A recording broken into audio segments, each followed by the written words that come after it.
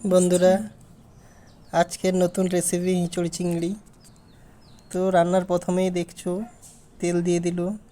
তেলের পরে পেঁয়াজ, লঙ্কা, তেজপাতা দিয়ে পেঁয়াজটাকে হালকা ফ্রাই করছে। হালকা লাল লাল যতক্ষণ না হয় ততক্ষণ ভাজবে। তো বন্ধুরা, তোমরা দেখতে থাকো, পেঁয়াজটা ভাজছে। একটু উনুনটা জাল দিয়ে দিল যাতে একটু ভালো করে জ্বলে। এরপরে হলুদ গুঁড়ো, 1 চামচ হলুদ গুঁড়ো দেওয়া হলো। এরপরে দেওয়া হলো জিরে গুঁড়ো। এরপরে দেওয়া হলো ধনে গুঁড়ো।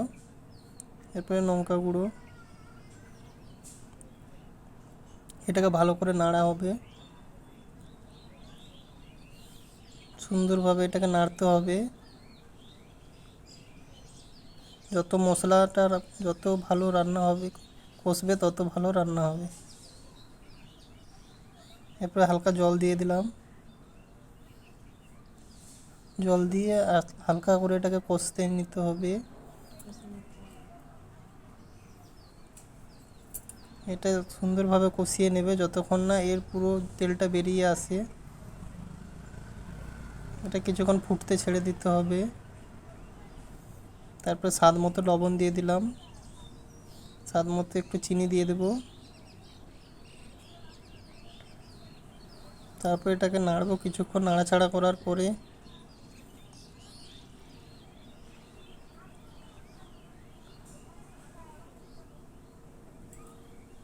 এই যে হিঁচড় আর চিংড়ি রাখা আছে এখানে, দেখো বন্ধুরা, মশলাটা দেখবো কতটা টাইট হয়েছে।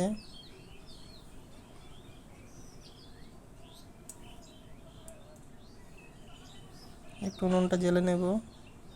তারপরে হিঁচড়টা আর আলুটা দিয়ে দিলাম।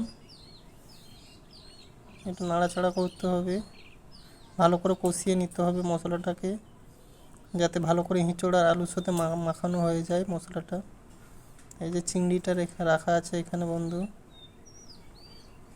দেখতেই পাচ্ছ তোমরা, হিঁচড় আর আলু সুন্দর কষানো হচ্ছে।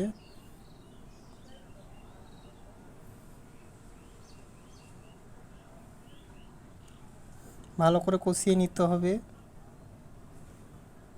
যতক্ষণ কষাবে ততক্ষণ অবধি মশলাটাকে দেখবে যাতে না নিচে লেগে যায়, তাই নাড়াচাড়া করতে হবে।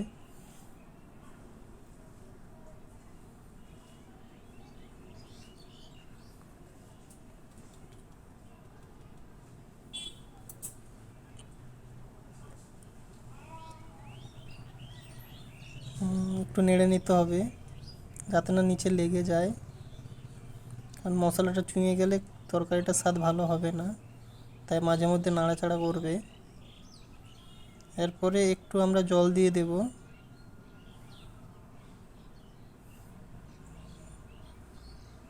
আলুগুলো আর হিঁচড়গুলো যাতে সিদ্ধ হয়ে যায়, তাই একটু জল দিয়ে দেবো বেশি করে।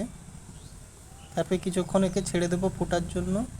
আর এরপরে হালকা করে চিংড়িটা ছড়িয়ে দেব। তারপরে একে ছেড়ে দেব। কিছুক্ষণ সেদ্ধ হওয়ার পরে নামিয়ে নেব।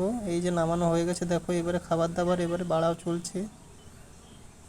আমার মা, আমার ওয়াইফ খাবার বাড়ছে। এই দেখো, হিঁচড় পুরো মাংসর তরকারির মতো লাগছে, দেখো বন্ধুরা।